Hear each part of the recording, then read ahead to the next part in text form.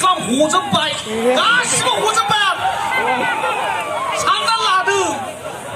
आयै जेबो गैयालै बेनाव जेबो गैखाया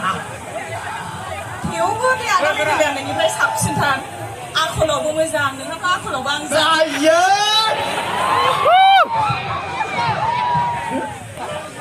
मानसिया ससमा हमाखै गेन्दालि नोंनि रेडे रायजोनथांमोन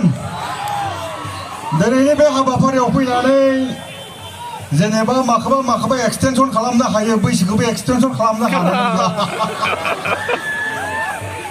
सेंग्रा सिख्लाफोरखौ नुनानै आंबो एसे 12 बोसोरसो जाफिननो गोसो जायो आखा थाबाय गोजोन्थों